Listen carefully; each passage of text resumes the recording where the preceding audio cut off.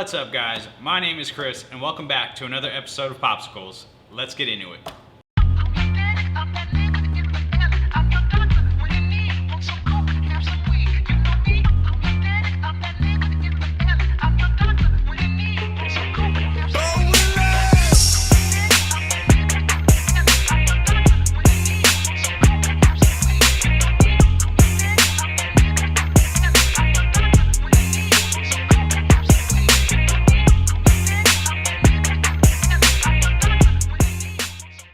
Hey, I really hope you guys enjoyed that. And welcome back to Popsicles, where we take a look at some of the rarest popsicle-shaped skateboards up close and personal. Today we have a 2003 Baker skateboard called Scratch Fever by artist Esau Andrews, and is a pretty dope play on a lottery ticket. It's a screen deck with a 7-color pass with early 2000s mellow-ish concave, and has your classic Baker logo on the top side.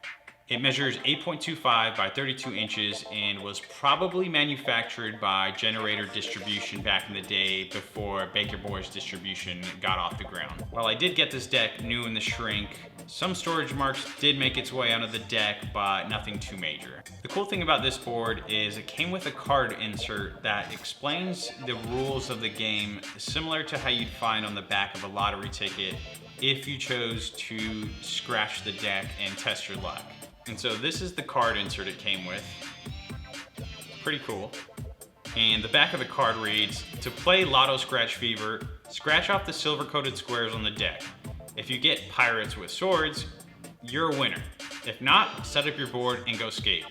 Winners take your winning deck and your receipt back to the shop where you purchased it, tell the head guy at the shop that you won, show them the proof, deck and receipt, and then give them your name, address, and phone number.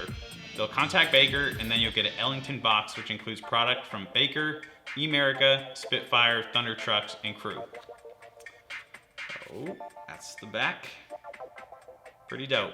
So I actually never saw this deck back in the day, but when I did see it a couple years ago, I knew it would just hit for me on every level for a number of reasons. So I really enjoy older Baker decks. As you can tell from kind of the gloss that's sheening from the skateboard, they tended to use a heavier coat of ink during the screen printing process, which probably didn't last for too long due to the expensive nature of screen printing skateboards versus the modern day heat transfer process of getting graphics onto boards.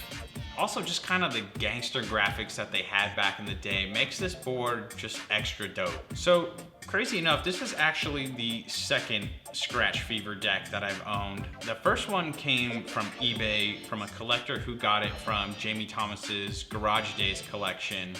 But this one came in shrink with the card insert.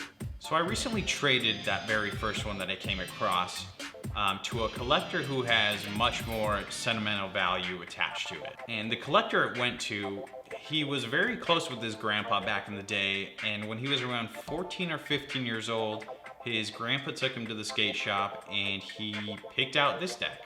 His grandfather actually passed in 2013, and he was kind of looking for this deck ever since. So I was just super stoked that this deck went to him, and when it did, I just, of course, had to ask him, how did he test his luck to see if he was a winner back in the day? And he actually said he took a penny and scratched it almost immediately after getting it, which is something I was always kind of curious about. So I've actually read a really funny rumor about the release of this deck, and the rumor was that a few of the Baker boys hit up the warehouse before these decks were sent out and snagged the winning ones before they even ever made its way out of the warehouse to local shops. So hey guys, I really appreciate you tuning in. Be sure to be on the lookout for more amazing episodes with more amazing popsicles. Click that subscribe button, and be sure to follow me on Facebook, Twitter, and Instagram at Popsicle Sticks for all the latest announcements. Thanks guys.